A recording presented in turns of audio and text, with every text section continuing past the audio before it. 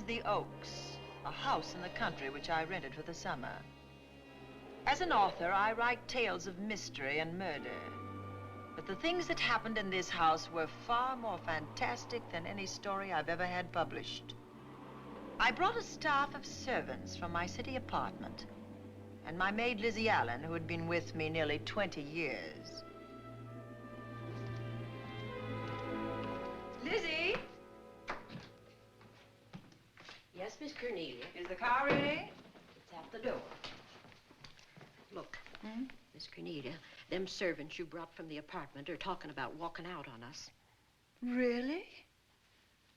Well, I know they don't like it here, but I didn't think it was that bad. Well, they've been hearing things about the killer that the police call the Bat and the murders that he committed here this past winter. Now people are saying that he's back again. Well, how can they be sure of that? Has he committed another crime? No, not yet, but that ain't saying that he won't. Here's something else. You've heard about the bats they have here. Animal bats, the kind that fly. Yes, yes. Look what it says in this magazine. This is a report from the State Health Department, and it says some of them bats is rabid. Well.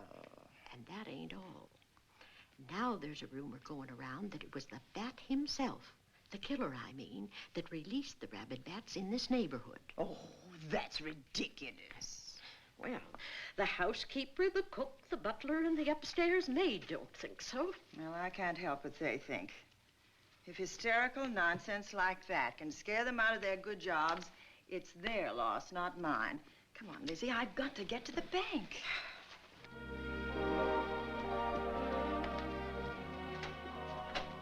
Drive directly to Zenith Bank, Warner.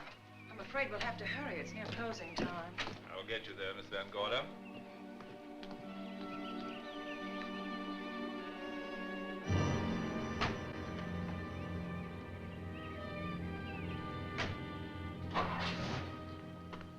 Thanks again.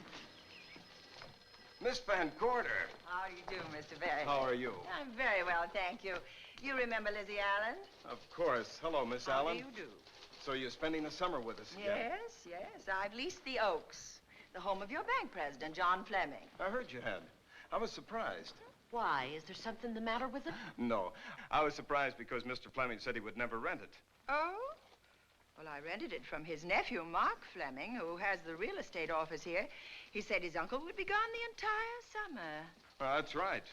Mr. Fleming's in the North Woods now with his physician, Dr. Wells. Oh, pardon me. Dale, I want you to meet my wife. We were married at Christmas time. That must have been nice. Believe me, it was. Oh, here she is. Oh, dear. My How wife, do you Miss do? Van Gorder, Miss Allen. How do you do, Mrs. How do you Bailey? do? Cornelia Van Gorder. Yes. Oh, well, I've read every murder mystery you've ever written. I just adored that weird one, The Private Morgue of Dr. X, even though it gave me the shivers. Only the shivers? Scared hell out of me. Oh. Well, I really mean that Miss Corney killed them off in that one. When you refer to my books, please don't call me Miss Corney. Pardon me, Mr. Bailey. Mr. Hines is here to see you. Oh, yes. Excuse me, please. Don't be strangers now. No, no, I we should won't. say not. Oh, so you're a bride. Well, not quite. Not since Christmas. You know, I'm sure I've seen you. Well, I used to be my husband's secretary here in the bank.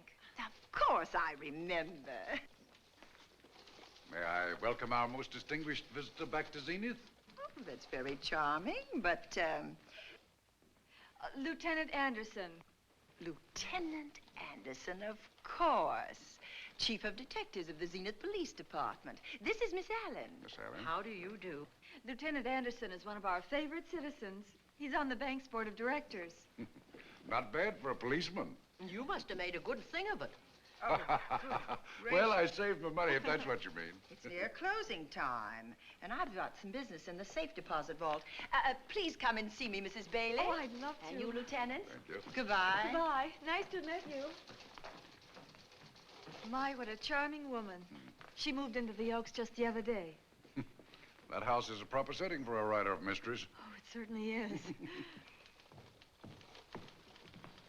Vic, what's the matter? Come in here, both of you.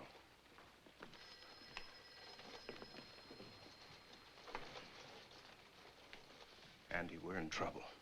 Wendell Hines came in to pick up $350,000 worth of bonds that we were holding as collateral for a loan. They were kept in our special vault. Mr. Fleming and I are the only officers of the bank who have access to that vault. So? The Hines bonds are gone. That's not all. Other negotiable securities are missing. From what I can gather, short of a careful check, the bank has been looted of over $1 million worth of securities.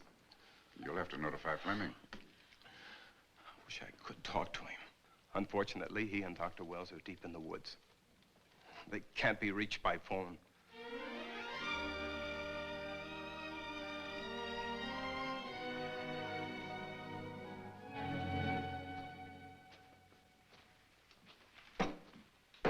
What is it?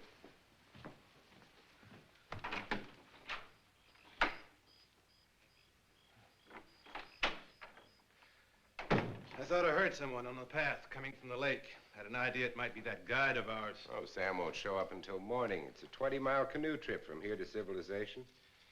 5 will get you 10. Sam has a message for me. I thought you told him at the bank not to bother you.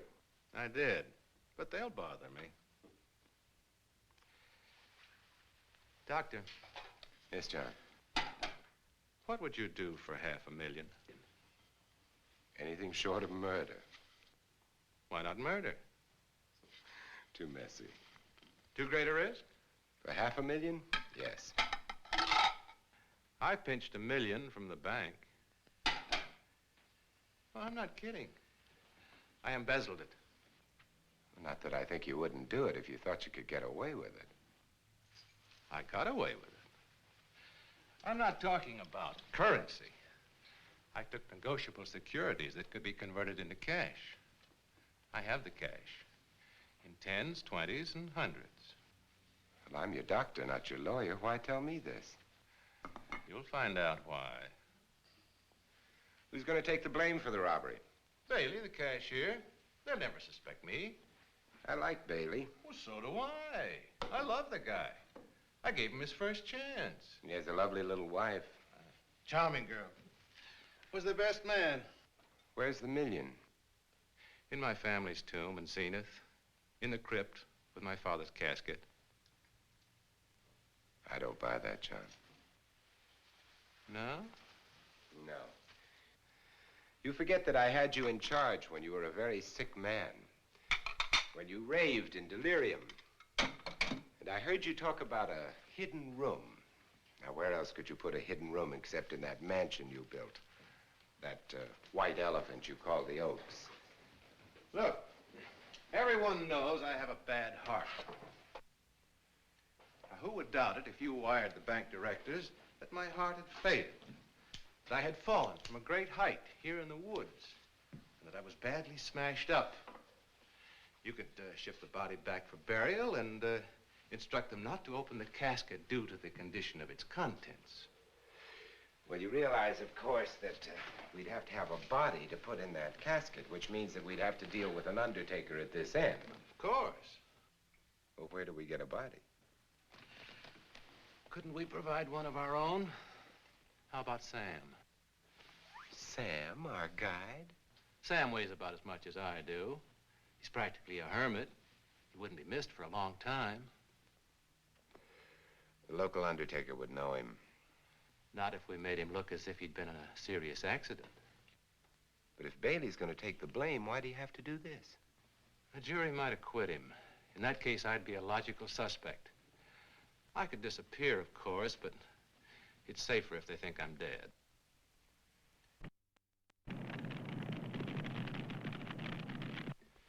What if I don't go for this deal? In that case, it would be too bad. You mean you'd kill me? What else could I do? Now that I've told you about the $1 million, I'd say you were shot in a hunting accident. Now, look, Doctor, if you can find another body instead of Sam's, it's all right with me. There's $500,000 in it for you. I'll do my best. I smell smoke. So do I. What's that noise? Look, Doctor, the woods are on fire. coming this way. We've got to get out of here. Out the back way. We will. As soon as I provide that body we were talking about.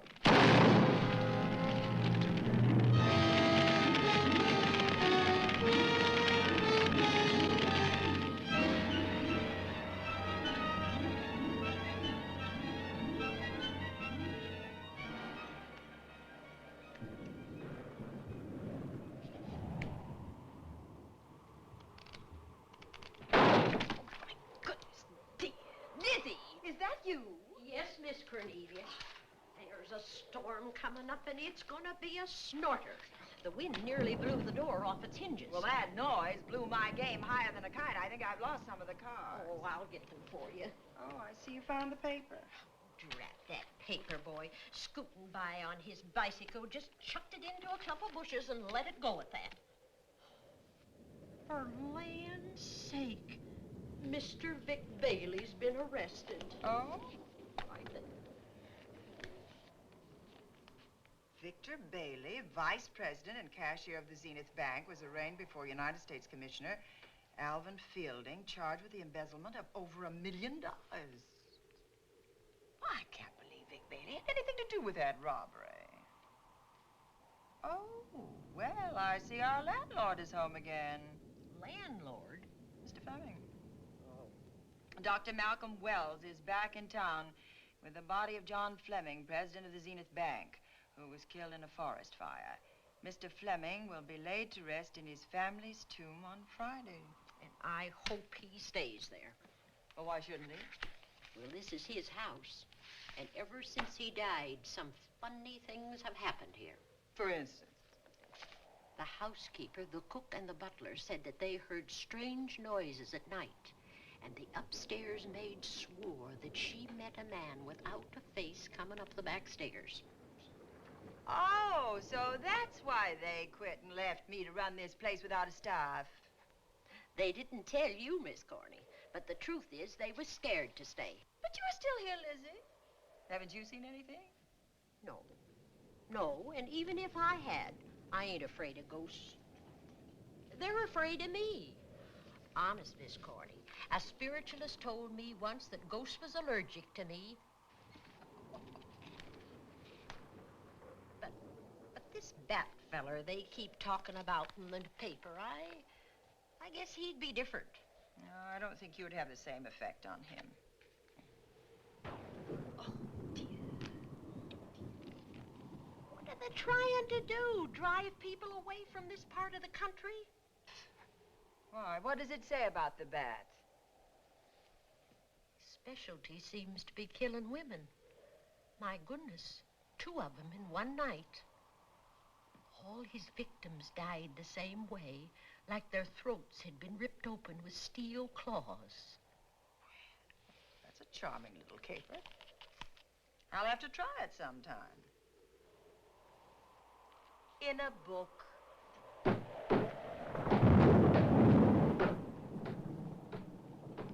That ain't nothing, just something bumping against the house.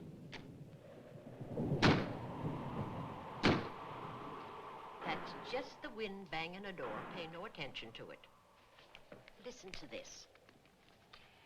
One of his victims, who lived for a moment after she was found, described the bat as a man without a face.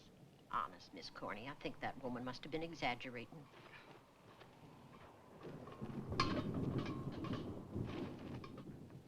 That's just that heavy tapestry at the top of the stairs. I know. I've heard it before on a windy night.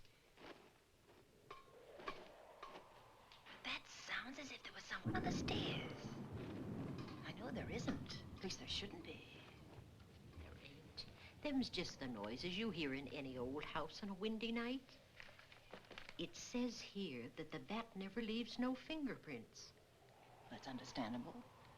Having no face, he probably has no fingers either. Lizzie!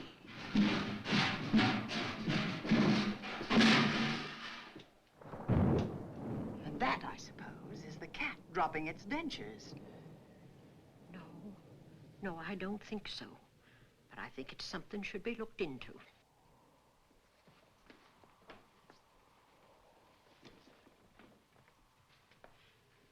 Who chucked him down here? The wind, I hope. There must be a window open up there. No, Lizzie. Let him lay. Let him sleep it off. I hope the power lines don't go down, put the lights out. Now, we'll check the windows in the living room and draw the curtains, and then we'll go to bed. Yes, ma'am.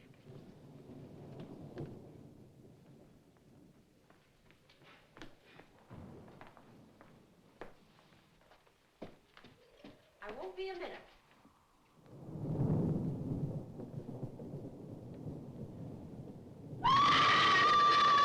Gordy! Oh! What's that? Oh, I went to get the paper. I turned the latch off. I forgot to turn it on again. He's out there. He was coming in. He might have got you. Oh, but he didn't, and he's still out there, thanks to you. Now, you hurry now, and we'll call the police. No, I won't leave you, Miss Corny. Are you okay? Yes, ma'am, I'm okay. Okay.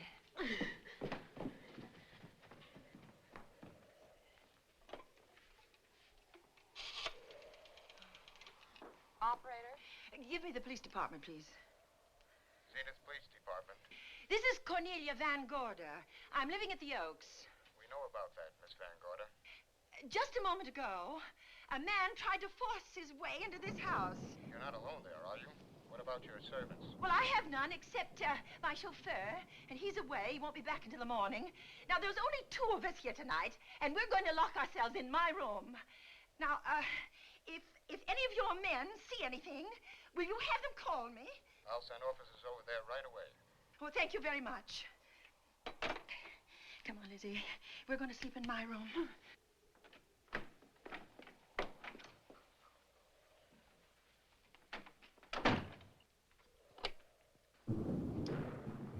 Well, nothing can get at us in this room now, I think.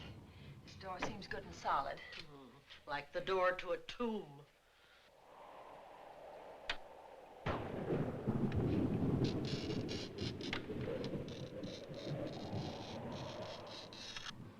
I think that couch will be comfortable. There's some extra bedding, you know. Yes, ma'am. Closet. Let's see now.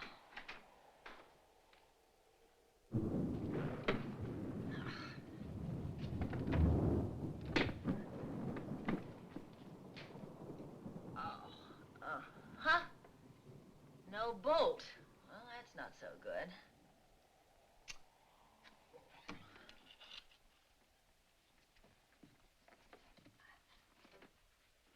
What's that for? That, my good woman, is a booby trap. If anybody tries to open this transom, this will be knocked off, and we'll hear it fall.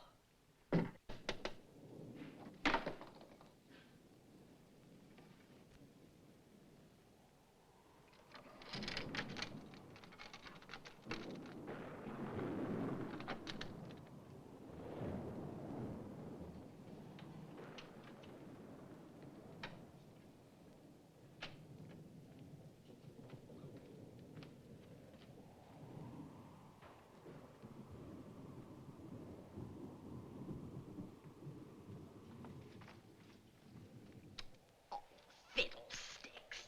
I forgot my night things, my robe, my gown, and my slippers. I'll go get 'em now. Now, wait a minute, Lizzie. I'll go with you. Now, don't you bother, Miss Cornelia. My room's just down the hall. Lizzie, I told you to wait. It's all right. I'll only be a second. Get in here. Get.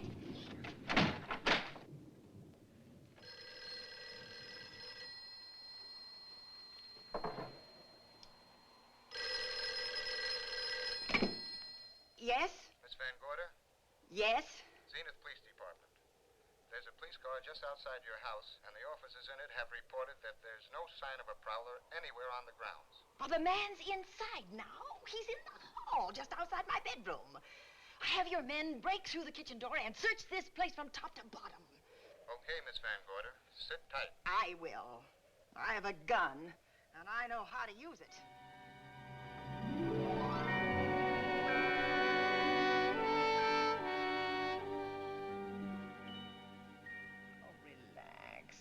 relax, Lizzie. The police did a good job. They couldn't find anybody in here. But we both saw him, Miss Cornelia. All right, so he got away. But there are men on guard outside, so just try and get some rest. There's nothing can get at us here.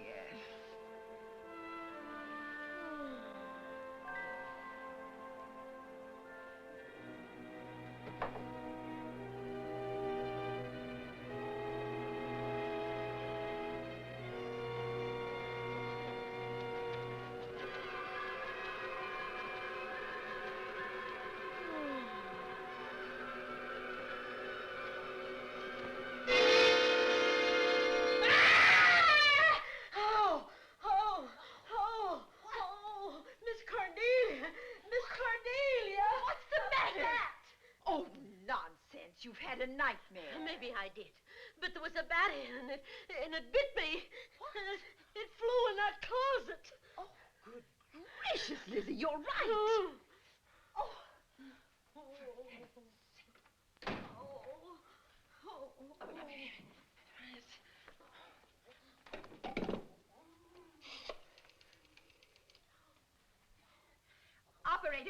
Operator, will you get me Dr. Malcolm Wells' office, please? No, I don't know his number, and I have no phone book up here, but this is an emergency. Will you connect me with his office, please? Oh, dear, I'm going to get the rabies. Hello? Hello? Dr. Wells' office? This is a call service. Dr. Wells is out at the moment, but if you'll give me your name and number, I'll try to locate him. Well, this is Miss Van Gorder of the Oaks. My maid has just been bitten by a bat that may be rabid, and she must have treatment as soon as possible. And I was told that Dr. Wells was the nearest physician. I'll try to find him for you, and if I can't, I'll send you another doctor. Oh, well, thank you very much. Oh, he's out on a case. Oh. Oh, I hope it's not a delivery. A baby, I mean, they can be terribly complicated. It never bothered me none. Oh, Lizzie, you never had a baby. Of course I didn't. That's why they never bothered me. Oh, does it hurt, huh? Little.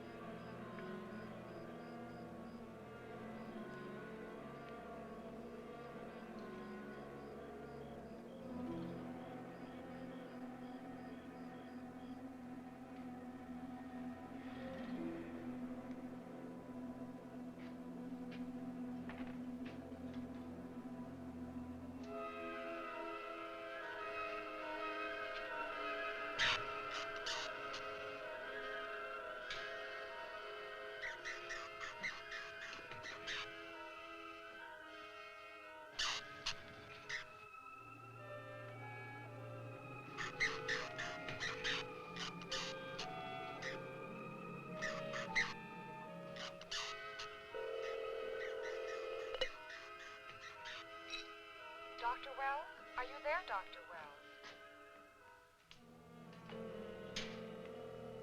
Are you there, Dr. Wells? This is the operator.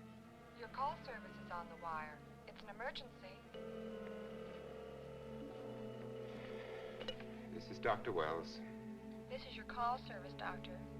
Oh, hello. I was just doing an experiment. I left the receiver off. That's what I thought, but I kept trying. Miss Van Gorder at the Oaks called and said that her maid had been bitten by a bat, and she's afraid it might be rabid. What? Oh, all right. Tell her I'll be right over there.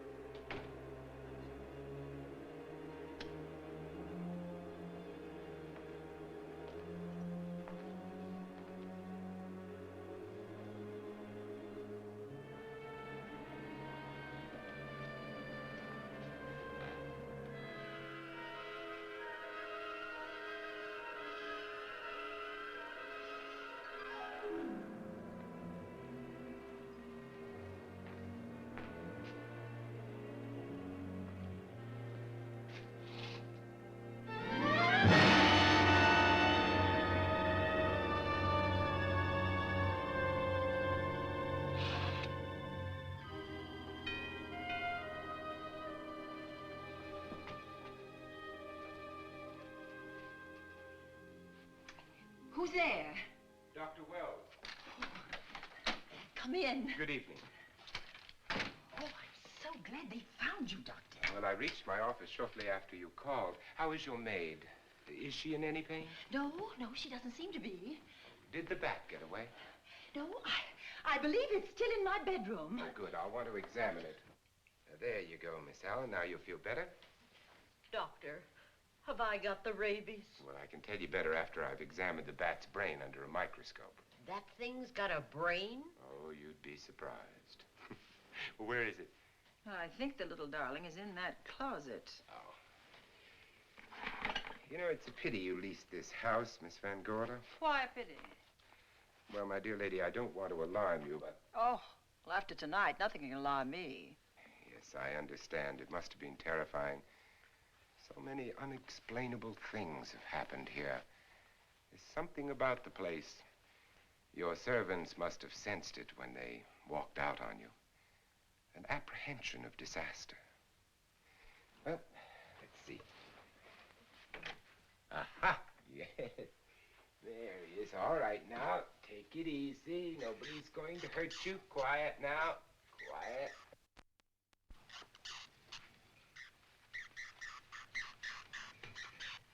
He looks quite normal. Doesn't seem to be sick at all. Oh, ain't that nice? I've been worried about him. Well, you should be. From his appearance, I'd say that he doesn't have any infection. In which case, you've had a narrow escape. Now, you take one of those tablets I left for you, and I'll guarantee you a good night. And I'll drop in on you tomorrow. Oh, thanks for everything, Doctor. Now, don't worry, I can find my way out. Oh, I know you can, but do let me help you. Oh, don't forget that once I'm gone, you'll have to climb those stairs alone. Oh, I'm all right. I'm armed now. Can you, shoot one of those things without shutting your eyes? Oh, Doctor, there are guns in every book I've ever written. I don't write about things I'm unfamiliar with. Lock the door, Lizzie. Good night. Yes, ma'am. Good night, Doctor. Accident? No, the wind blew him down. Oh. I think. Oh. Did you know that young Mark Fleming leased you this house without notifying his uncle? No, I didn't. Well, it doesn't matter now. John Fleming is dead and Mark's his heir. But if John were alive, he would warn you to leave here, Miss Van Gorder. Really? Yes. It's been a tragic place for anyone who ever lived in it. Well, good night. Good night, Doctor. Who's out there? Nobody you need worry about, Doctor. Oh, it's Andy. That's right. Oh, good evening, Miss Van Gorder. Good evening, Lieutenant. Somebody sick here? My maid was bitten by a bat. Oh? A rabid bat? Well, I'll know for sure when I get to my lab. I caught the bat. It happened indoors? In my bedroom, yes. How'd it get in? Well, there are many ways a bat could get in a house. You ought to know. I spotted this hole in the window the minute I got here. Why? That's where the two-legged bat got your door open. Miss Van Gorder told me that she phoned headquarters at Zenith. Yes, I phoned twice. The second time was after the prowler got in the house. Weren't you at headquarters, Andy? No, but they contacted me. An officer came and searched the house from top to bottom, but they couldn't find the bat. You better have this window fixed tomorrow. Oh, yes, I certainly shall. Yes, and I'd better be going. I'm due in surgery at 8 o'clock in the morning. Good night. Good night, Doctor. There'll be a man patrolling the grounds all night, Miss Van Oh, Gorder. thank you. And nobody inside, Andy? Why should there be? Well, how do you know but what the bat is hiding somewhere in the house? I'm quite sure he isn't in the house, Doctor. Not now. Good night. Good night.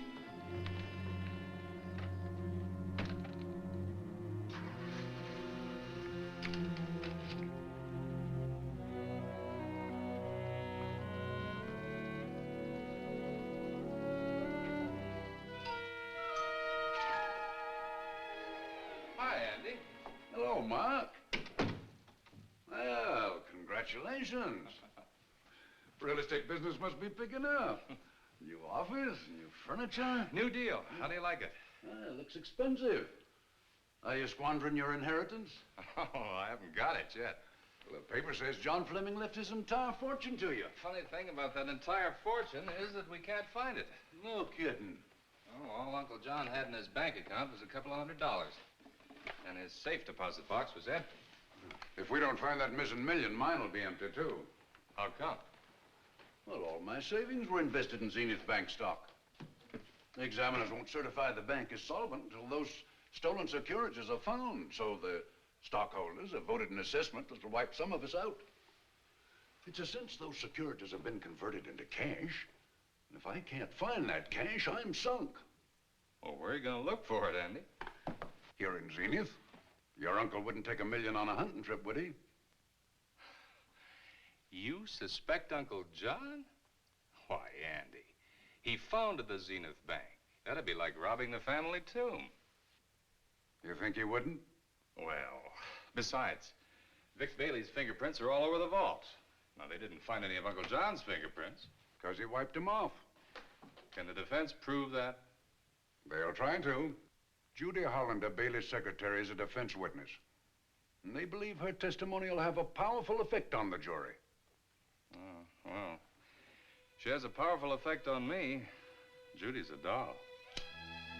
Here's the book you mentioned, Judy. It's your newest one. Yes, it's just been published. You can have that copy if you wish. Oh, it's a first edition and you've signed it. Yes, of course. Thank you so much. May I serve tea now, Miss Van Gorder? Yes, please do, Warner. Thank you. And I see you've engaged new servants. Yes, of course. Well, how did you persuade them to live in this house? Well, Jane Patterson, my new housekeeper, knows this house better than you do, Doctor. Oh? She worked for John Fleming.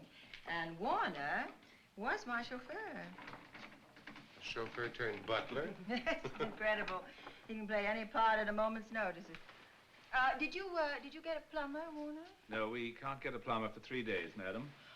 What about that leaking pipe? The basement will be flooded in 3 days. Well, the pipe is no longer leaking. You mean it's dried up of its own accord? No, not quite. I packed the elbow where the water was coming out. Packed the elbow? Oh, where did you learn how to do that? Well, into each life, a little rain must fall, and a careful man learns to keep himself dry. Now, is there anything else that you require, Miss Van Gorder? No, not at the moment, Warner. Thank you, madam. Now, there's a character. How long did you say that he worked for you as chauffeur? About 3 months. Well, I hope he doesn't have a police record. My dear Dale, it may interest you to know that the last night of his life, John Fleming told me that he loved your husband like a son. If Fleming were alive today, he would be fighting to prove Vic's innocence. Could Mr. Fleming prove his own innocence? Miss Van Gorder, can there be any doubt about it? There will be when Miss Hollander testifies at Vic's trial. Oh? You know something that we haven't heard yet, Judy? Something I saw with my own eyes. She's not permitted to say what it was. My dear girl, I wouldn't think of asking her. But let's assume for a moment that Fleming did steal the $1 million. Now, what would he do about it? Where is it? Hidden someplace where he could lay his hands on it without getting caught in the act. Now, if I was writing this, instead of living in the middle of it, I'd hide it right here in this spooky old house. Under a loose floorboard or up a chimney? If Mr. Fleming had the nerve to steal $1 million, he'd make his plans well in advance. I'd say he'd prepare a place to hide it. Possibly when this house was being built. Now, I rented this place from Mark Fleming, his nephew. I wonder if he'd have the floor plans. I'll ask him. Yes. Lizzie, will you bring Mrs. Bailey the phone? Oh, you ask him now. Okay. His number is Summit 7537. Oh, thank you, Lizzie. Summit 7537. Not bad, eh, Andy? That means new business. Now, you see, somebody wants to buy a house. Mark Fleming speaking. Oh, hello, Dale. Well, hang on a minute, honey, while I see if I have him. It's Dale Bailey, all excited. Miss Van Gorder wants to know if I have the floor plans of the Oaks. Now, what would she want with the floor plans? Well, she suggested to me that your uncle might have hidden the bank loot there. Are the plans here? Somewhere in the house itself. Wait a minute, there is a place where Uncle Johnny might have kept those blueprints. What place?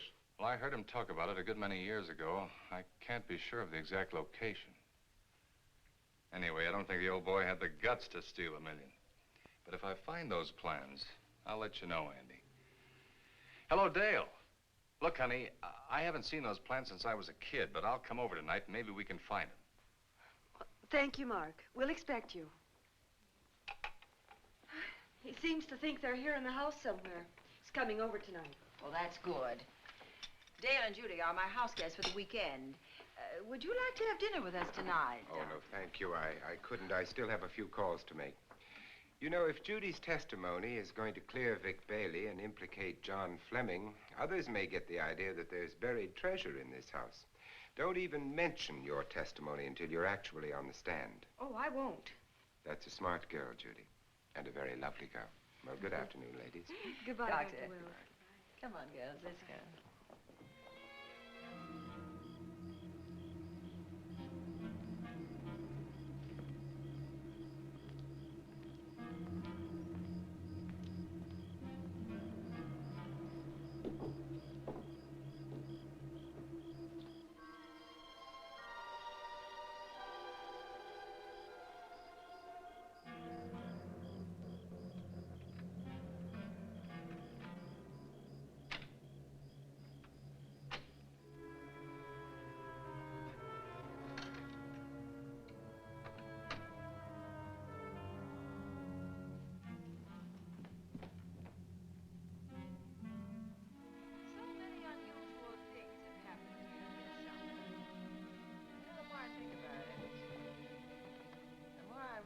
I should be putting them down on paper.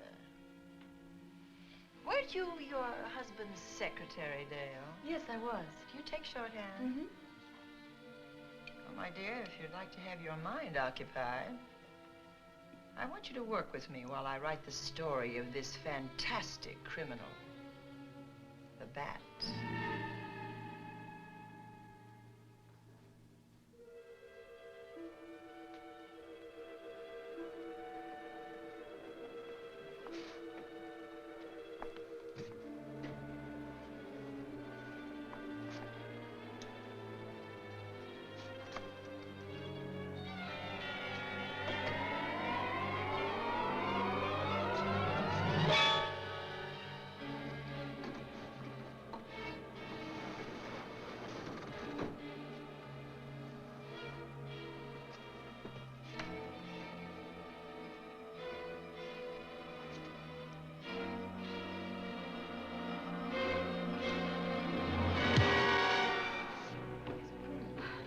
Wonderful dinner.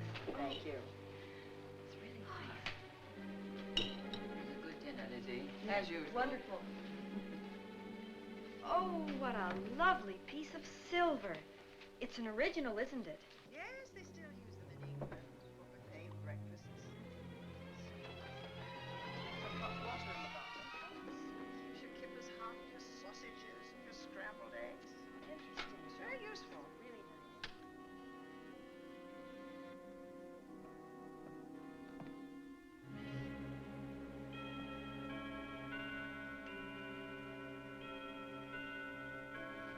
That clock hasn't struck the hour in the last 10 years, if I'm to believe what Mark Fleming told me.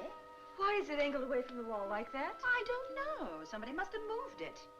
Lizzie, very likely when she was dusting. Wait a minute. Did you know there's a door in this paneling? No, I didn't. Oh, my gracious, so there is. Maybe it opens to a secret passage. Oh, certainly to a secret something. Who knows, girls? We'll be about to stumble on that missing million. Oh, this is... There's a panel. There's a panel. There must be some gimmick to it. There always is. Yes, it moves. It moves. It moves. Oh!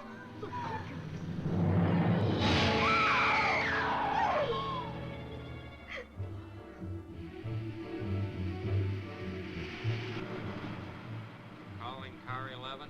Calling car 11. Proceed to the Oaks in Zenith Township immediately. A homicide has been reported. Okay. Proceeding to the Oaks. Notify the county coroner, Dr. Wells. Tell him to come to the Oaks at once.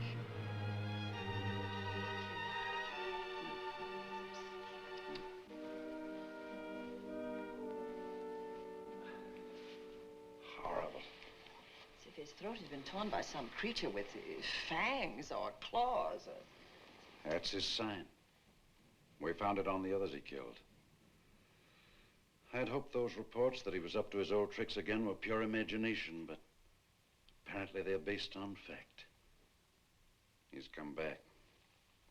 Back to the scene of his kills. Yes, that's who I mean. That's who did this. The bat.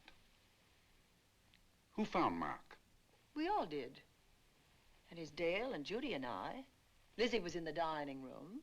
This is my new housekeeper, Jane Patterson. You know, she worked for John Fleming. I know her. Where were you, Mrs. Patterson? In the kitchen, cleaning up. I cooked the dinner tonight. Did you know that the secret closet was here? No. It was behind the grandfather's clock. Well, it was I who found it, really. Noticed the clock had been moved and the door wasn't quite closed. I'll get it.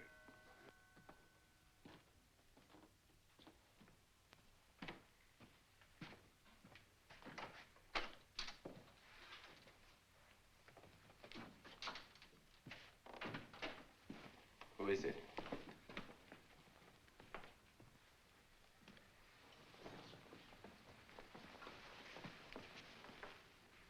Mark Fleming.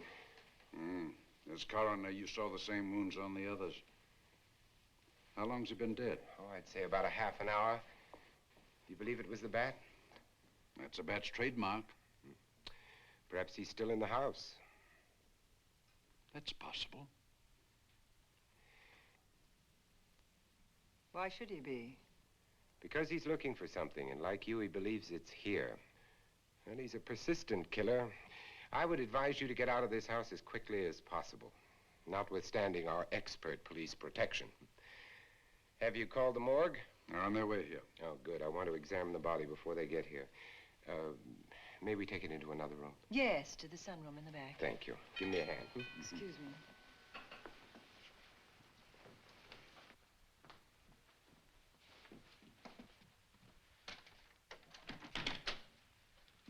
Oh, Warner, where have you been? Well, madam, has been an accident? There's been a murder. Mark Fleming, the young man from whom I leased this place, was killed here tonight. They know who did it? Well, they believe it was the bat. I'm sorry I had to use the front door, Miss Van Gorder, but I forgot my keys, and when I rang the bell at the kitchen door, there was no response.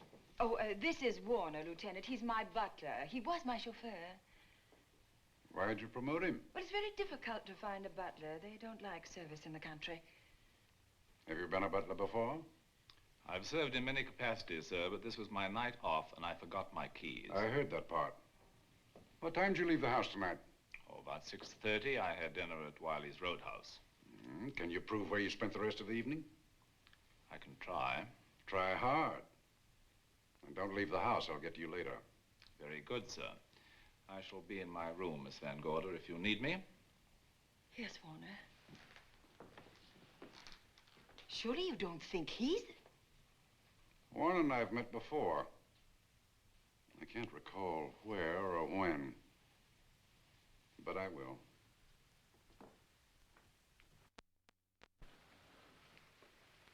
There'll be a crew here shortly from headquarters, dusting for fingerprints, taking photographs. But in the meantime, Mrs. Patterson, you aren't leaving the house tonight, are you? No, Lieutenant. Don't. I'll talk to you in the morning. Good night. Good night, sir. Good night, Miss Van Gorder. Dale, I was with Mark Fleming this afternoon when you talked to him about the floor plans of this house. I heard him tell you he was coming here tonight. Dale called him at my request. She told me he was coming.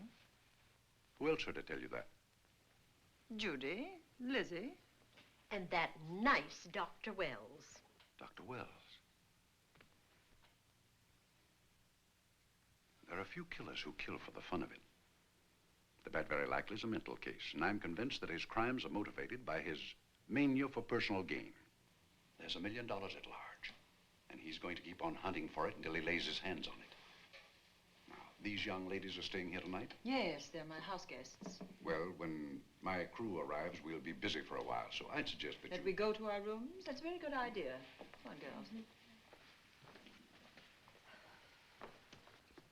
What about a police guard for this house tonight, Lieutenant? You've got one. I'm going to cover this place tonight from the attic to the basement. If the vet makes another call, I'll have a little surprise for him. Who is he? Have you any idea?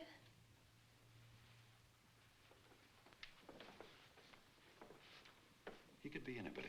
So far, there are clues to his identity, but nothing we could take before a jury. I'm afraid we must look higher than the criminal world. He may be a merchant, lawyer, doctor, scientist, one of the pillars of his community. Ladies, lock your doors tonight. Stay behind them. I promise you you'll be safe. Good night. Good night, Lieutenant. Good night.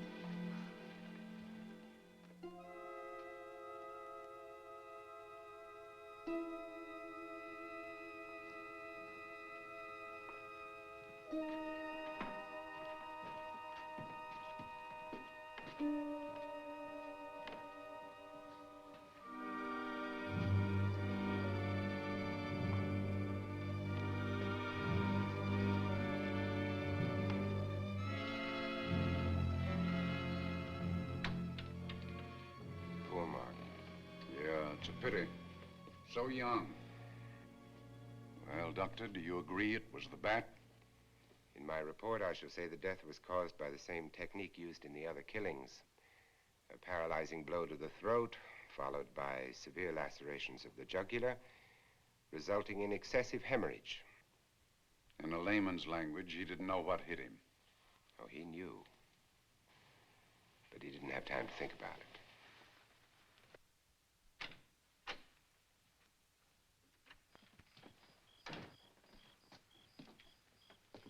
You staying here tonight, Andy?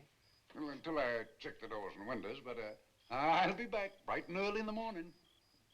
Neither snow, nor rain, nor heat, nor gloom of night stays these couriers from the swift completion of their appointed rounds. A lot of people are due for a shock when I close this case. Yes, I'm sure they are. Good night, Andy. Don't get hurt. Good night, Doctor.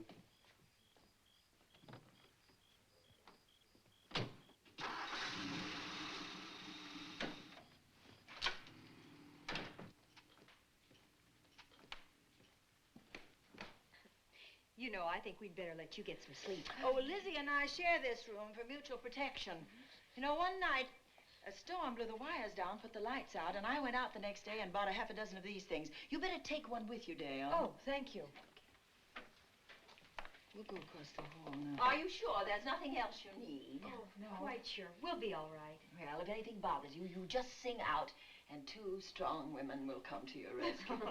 Oh, nothing will bother us. Not with Andy on the job. No. Well, good night. Good night, Miss Van Gogh. See you in the Don't worry, everything will be all No, right. we won't. Good night. Good night.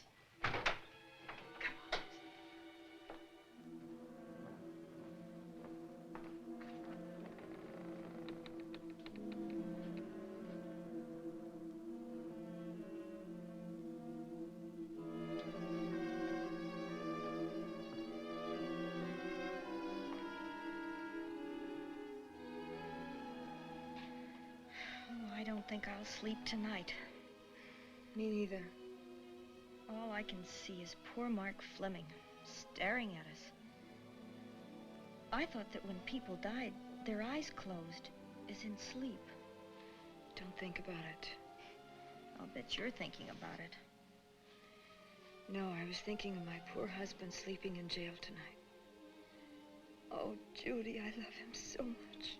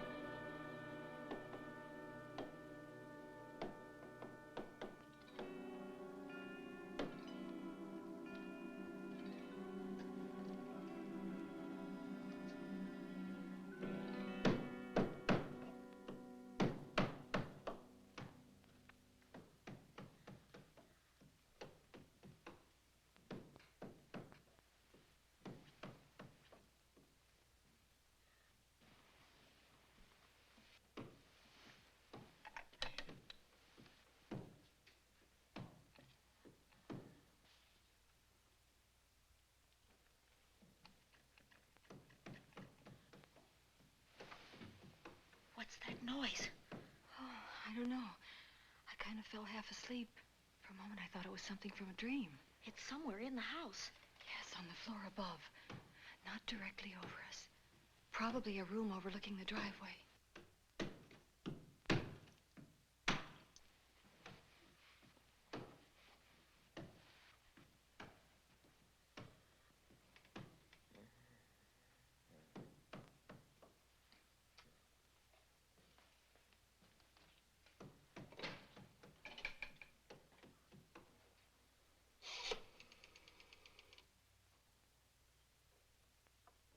Should we call Miss Van Gorder? She'll hear it. How can she help but hear it? Oh, besides, we don't want her to think we're a couple of hysterical women. Well, I'm about to become one. dear. I've had it for one night. Dale, you're not going out in that hall. I want to know what's happening up there. But Lieutenant Anderson said if we stayed behind our locked doors, we'd be safe. Vic isn't safe locked up in that jail. Suppose that stolen money is in this house. Mark Fleming seemed to think it was. Maybe that's what somebody's looking for.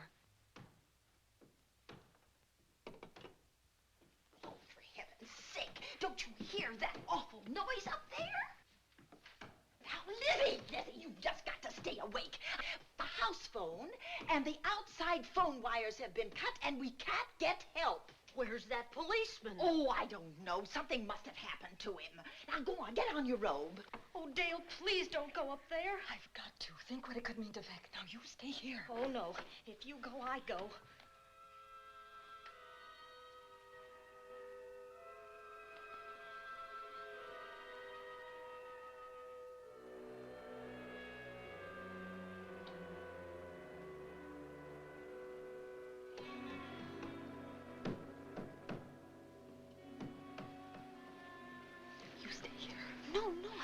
Go up there alone. You wait here. I'm going to see what it is. Oh, please let me go with you, Judy, Dale. Will you warn me if anyone comes? I'll only be a moment. Now, wait.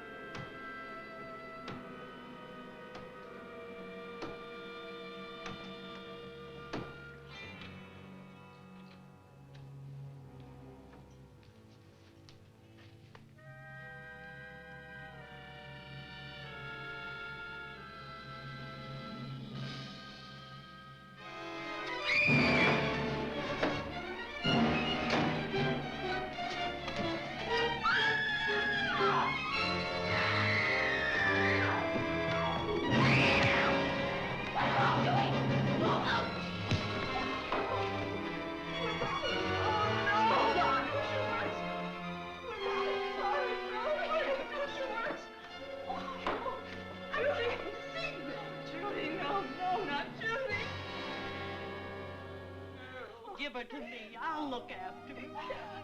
Oh, Dale.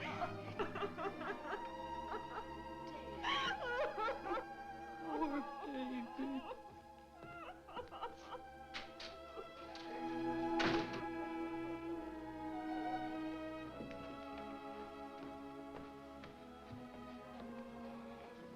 Judy.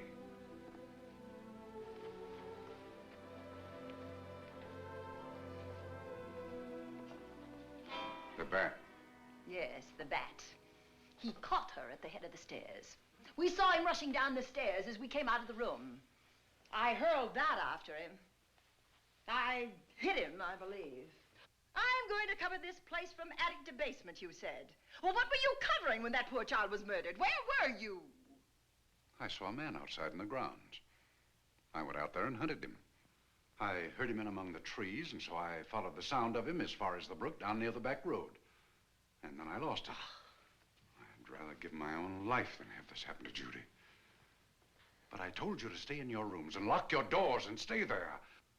What was she doing at the head of those stairs? That was my fault. They heard a strange noise. Heavy pounding in one of the rooms on the 3rd floor. We all heard it. I wanted to see what it was. Judy, I wish she wouldn't let me go out by myself.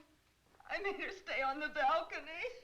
What about your new butler? Oh, well, he's in his room, I suppose. Oh, Mrs. Patterson. Oh, yes. Did you know what happened here? No, sir, but I heard the screams. I went to call Warner. We have rooms on the same floor, but he wasn't in his room. His bed hasn't been slept in. If Mrs. Patterson heard the screams, Warner could certainly hear them. You're quite right, sir. I heard them. Oh, you did? And where were you? Outside in the grounds. Miss Holland has been murdered. No. Oh, so you're surprised. Shocked. Well, I've seen better performances. I remember you now. Your name's not Warner. I've got a circular in my office with your picture on it. The Chicago police not so long ago were hunting for you in connection with the robbery. You're right again, sir. And they found me and they tried me and I proved my innocence and I was acquitted. That could have been a lucky break. Where were you when this child was killed? I told you before, sir. Outside. What were you doing there? I was following you. I saw you leaving the house, and it seemed that you were hunting someone. I thought you might need some help. Oh, yes, sir. I followed your flashlight down through the trees. Then it disappeared. And then suddenly, as I was staring out into the darkness, I was struck by something on the back of the head. The next thing I knew, I was lying on the ground. I realized I'd been knocked out. I wish you had been knocked out. But then we'd have found you with your mask still on your face. You were hit here in this house with this poker as you were rushing down those stairs after that child was killed. Oh, no, sir. You can't pin this on me. I'm not the bat. I've never killed. I couldn't kill. I won't take the rap for this.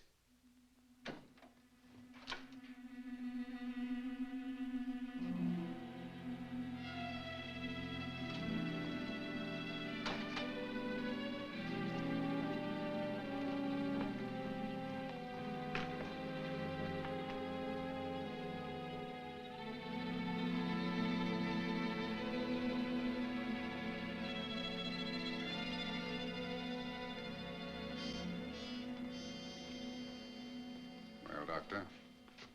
We have another case for the county coroner. You see, the bat came back. Why did you come back, Doctor? Well, I had an accident about a mile down the road. The right rear wheel of my car came off and I plunged into the ditch. This was the nearest house, so I came here to call for help. I thought I'd find you around, Andy.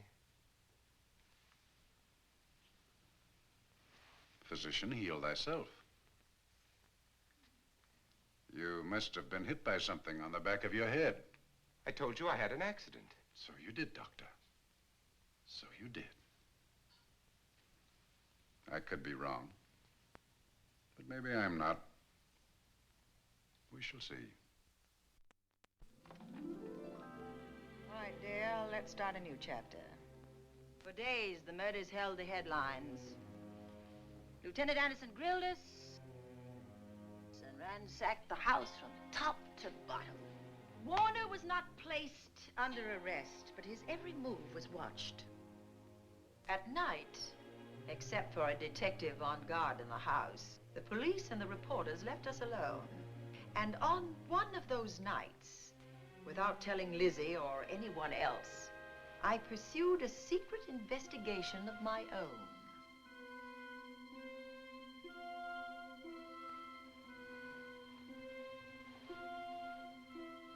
It was in an empty room on the 3rd floor where we kept our trunks and other things.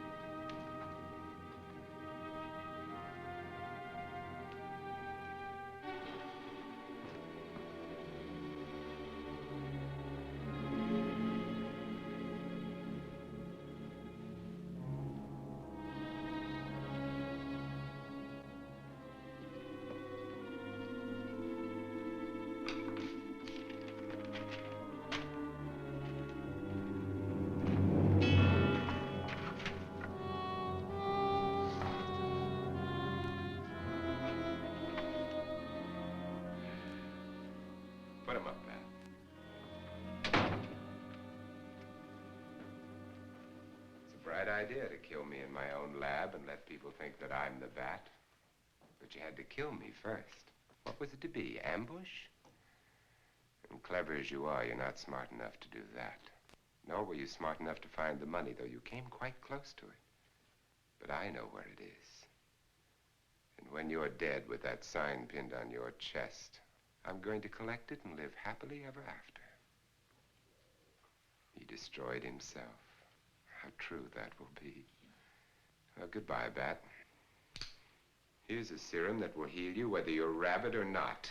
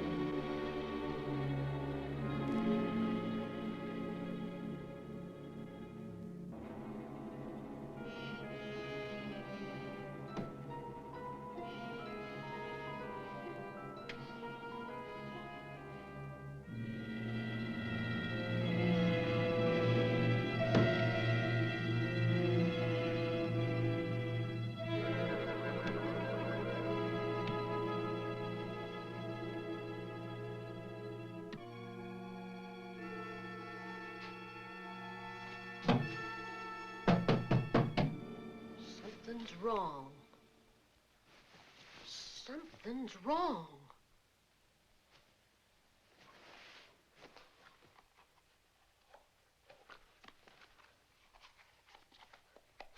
Miss Cornelia!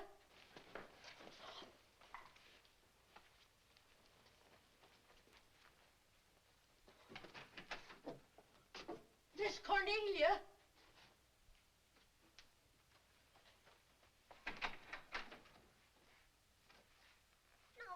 Where would she be going at this time of night?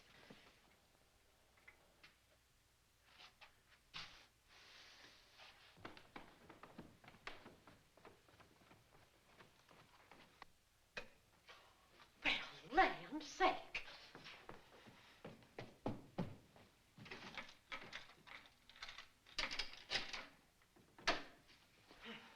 I never.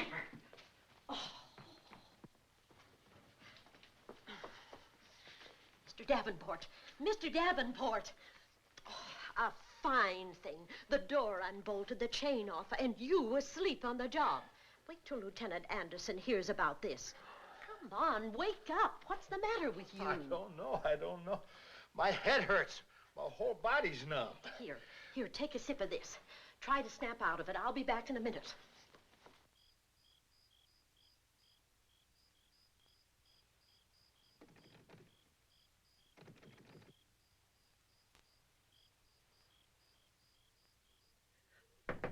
Hurry, will you? It's Lizzie. I'm terribly worried. I can't find Miss Cornelia anywhere, and something's happened to the policeman. I don't know what. Get Warner. Bring him to the drawing room. Tell him we need him.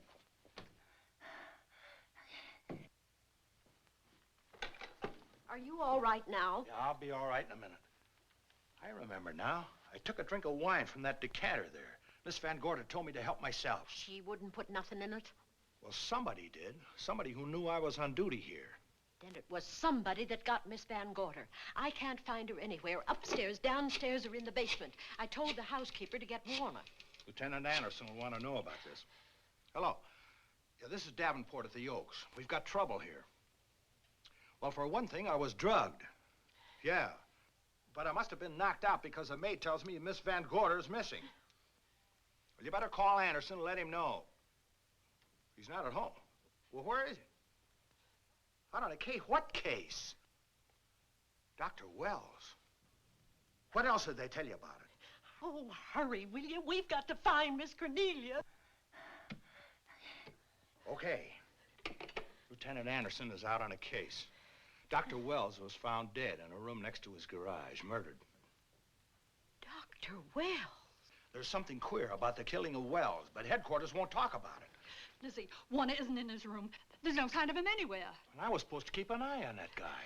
Where's Miss Cornelia? That's what I want to know.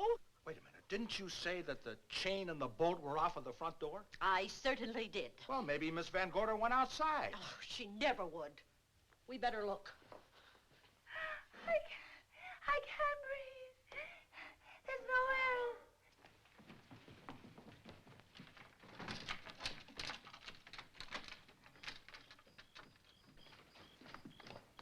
Miss Cornelia. Oh, Miss Van Miss Gorder. Cornelia. Miss Cornelia. Miss Van Gorder. Look. There's a light in that room on the 3rd floor. Were you up there tonight? Well, of course I was, but I turned the lights out before I came downstairs. Then Miss Cornelia might have turned them on again. That's why we're going to look first. Come on.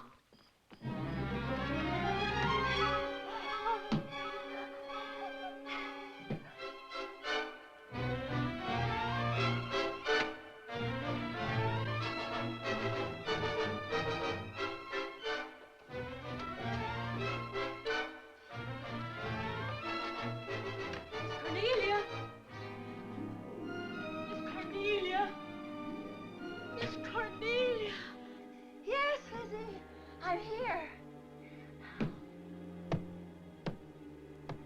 Right here. Come to the mantelpiece. Here we are, Miss Van Gorder. What do we do now? Over the mantel, there are 5 panels. Strike it with your hand.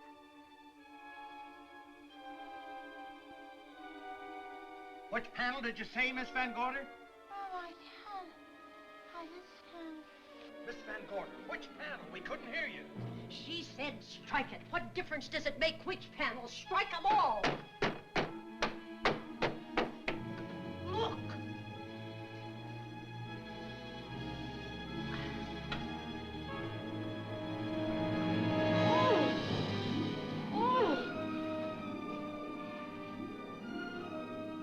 Oh, it's all right now. It's all right, dear. Lizzie's here.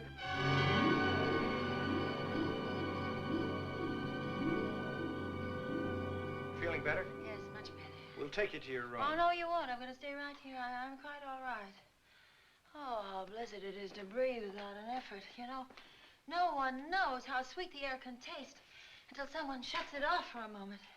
That room is just like a box. When the mantelpiece closed, it seemed like all the air was drawn out of it. Look, there it goes again! Let it close. I can open it from in here.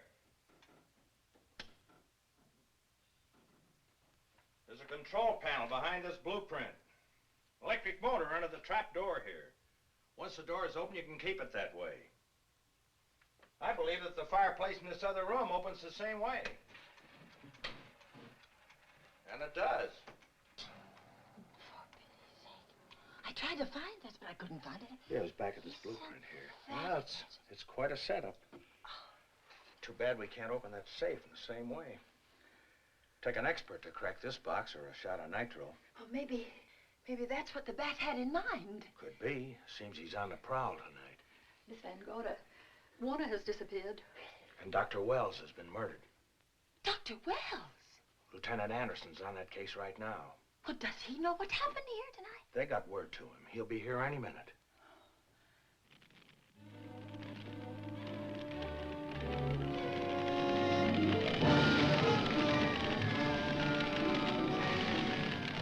What's that noise? Miss Van Gorder, the garage is on fire. Scott, look at that. Lizzie, put that light out in the other room. Now, where are you going? To report the fire. Well, you just stay right here. But Miss Van Gorder, the garage. Well, let it burn. You watch the stair. Can't you see that fire was set to get us out of the house? Out of the house? Were you talking about the... Yes, I'm talking about the bat. Now that the lights are out, he'll think his trick has worked, and we've gone. He'll be here any minute. Well, so will Lieutenant Anderson. I hope so, but the bat will be here first. And he'll kill again if we're in his way. We've got to be as clever as he is.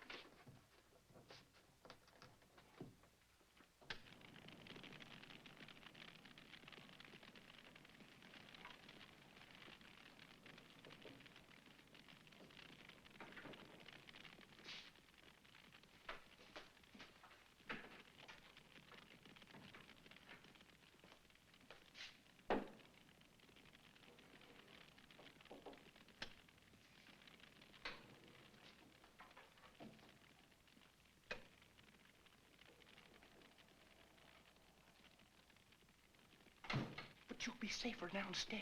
I'll take care of you. Well, the others can go, but I'm going to stay right here. All right, but get out of sight.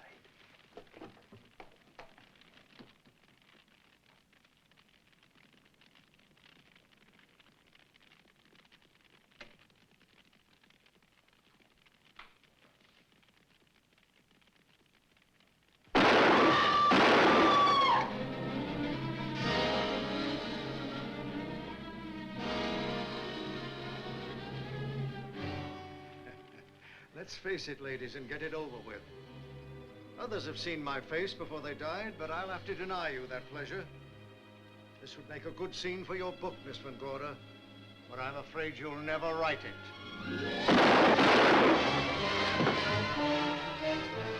That is Warner. I could tell. You misjudged me, Miss Ellen. Warner! I don't like being a murder suspect, Miss Van Gorder. I was headed for a plane, but halfway to the airport, I changed my mind and came back. I'm glad that I did.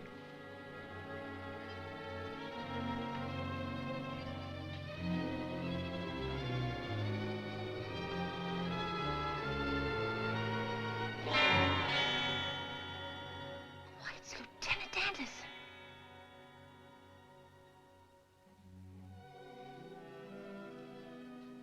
Yes, it was Anderson. He discovered the secret of the hidden room and was waiting to get into it and open up the safe. We found the money in it, a little over $1 million in tens and twenties and hundreds. Good old Andy. With all his ill-gotten gains invested in bank stock. It's rather a clever way to hide stolen money. In the open, as it were, and so respectable. But don't try it. No matter how clever you are, you can't hide murder.